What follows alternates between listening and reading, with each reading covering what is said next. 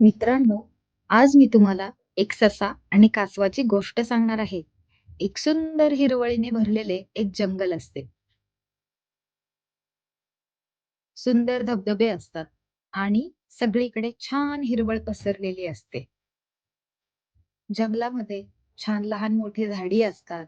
जंगल विविध प्राण्यांनी भरलेले असते.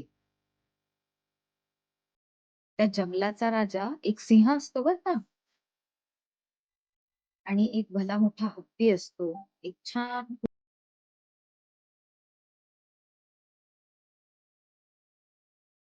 एक खूप जोरात धावणारा घोडाही असतो.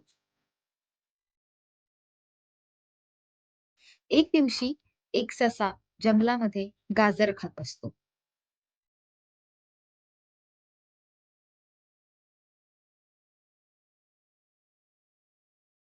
जंगलात खूप शुद्ध हवा असते आणि एक कासव तिथेच बाजूला गवत खात फिरत असतो. ससा आणि कासव एकमेकात समोरासमोर येतात.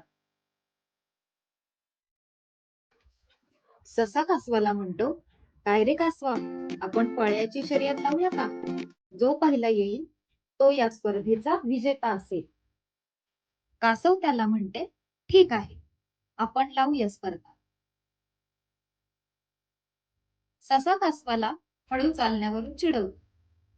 कासव दुर्लक्ष करते.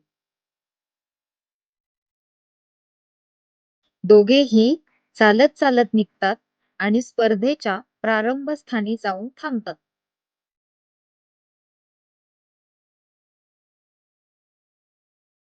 कासव हळूहळू हळूहळू पुढे चालत राहतो. ससा जोरजोरात पळायला सुरुवात करतो. ससा कासवाला मागे टाकून खूप दूर पळून जातो. ससा खूप जोरात जोरात धावत असतो बर का.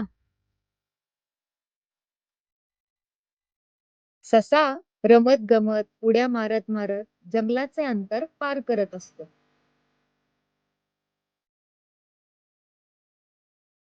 पण जोरात पळाल्यामुळे सशाला दम लागतो. ससा मागे वळून बघतो, कासव खूप हळूहळू चालत आहे. ससा मनाशी ठरवतो, आपण जरा विश्रांती घेऊया, कारण कासव अजून खूप मागे आहे. कासव मात्र आपले हळूहळू हळूहळू आपले अंतर पार करत असते. ससा मात्र झाडाखाली छान विश्रांती घेत असतो. ससा झोपेत असताना त्याच्या पुढे कासव निघून जाते.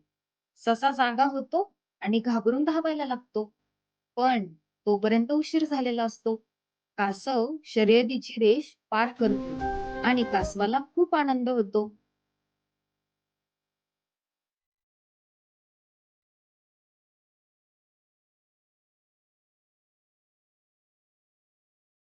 गर्विष्ठ ससा हरल्यानंतर कासवाची माफी मागतो. कासव त्याला माफ करून म्हणते, आपण दोघे पुन्हा मित्र होऊया व आनंदाने दोघे खेळू लागतात.